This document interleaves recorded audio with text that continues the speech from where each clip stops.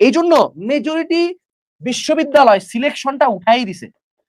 অর্থাৎ তারা যদি তোমার জিপিএ তে টোটাল কোনো জায়গায় 8 চাইছে, কোনো জায়গায় 9 চাইছে, কোনো জায়গায় 8.5, কোনো জায়গায় 7.5, কোনো জায়গায় 7 পর্যন্ত চাইছে, যদি তোমার জিপিএ রিকোয়ারমেন্ট ফিল আপ হয়েছে, সবাই বলছে বা বস আসো পরীক্ষা দাও। কোনো আগে কিন্তু এগুলা ফিল আপ হওয়ার পরও টপ 12,000, 14,000, 40,000 এরকম করে নিত। সিচুয়েশনটা বুঝতেছো? সো 25 ব্যাচের মারার যে রিজনটা, যেটাকে মারা বলা হচ্ছে, সেটা ভালো রেজাল্টের মারা না, এরা পাস করতে পারে নাই। এবং এই 8টা হলো সায়েন্স আর্টস কমার্স মিলাই গড়ে। তুমি যদি এবার শুধু হিউম্যানিটিসে যাও, এদের 50% ফেল। মানে এদের অর্ধেক, একটা ক্লাসে 100 জন থাকলে অর্ধেক ফেল, অর্ধেক শুধু পাস করে আসছে।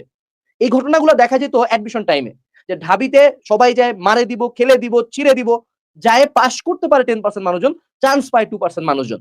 সো যারা 26 ব্যাচ আছো, তোমাদেরকে কে কি ভুজুং ভাজাং বুঝায় বুঝাক, আজকে থেকে প্রথম টার্গেট, এতদিন তো আমরা আগে বলতাম প্লাস, তুমি দেখো নাম্বারসই দেখো, আগে তোমরা 1,76,000, 1,90,000 করে প্লাস পাইতা, এবার পাইছো 69,000 প্লাস। যারা মোটামুটি ভালো স্টুডেন্ট তারা পাই যাবা, কিন্তু যারা নর্মাল স্টুডেন্ট আছে, এখন তুমি বলতে পারো ভাই আপনি আমার নর্মাল স্টুডেন্ট করলেন, ভাই একটা ব্যাচের অ্যাটলিস্ট 70% মানুষ শুধু নর্মাল স্টুডেন্টই হয় ভাই, টপ 10% হয় হলো ভালো স্টুডেন্ট। তুমি যদি স্ট্যাটিস্টিক্যালি স্পিকিং 70%ই তুমি নর্মাল স্টুডেন্ট। সো তোমার প্রাইম টার্গেট হবে আগে আমি পাস করব, দেন আমি হলো জিপিএ 5 এর দিকে দৌড়াবো, দেন দরকার হলে গোল্ডেন, দেন দরকার হলে বোর্ডে টপ। তুমি তো পাসই করতে পারতেছো না।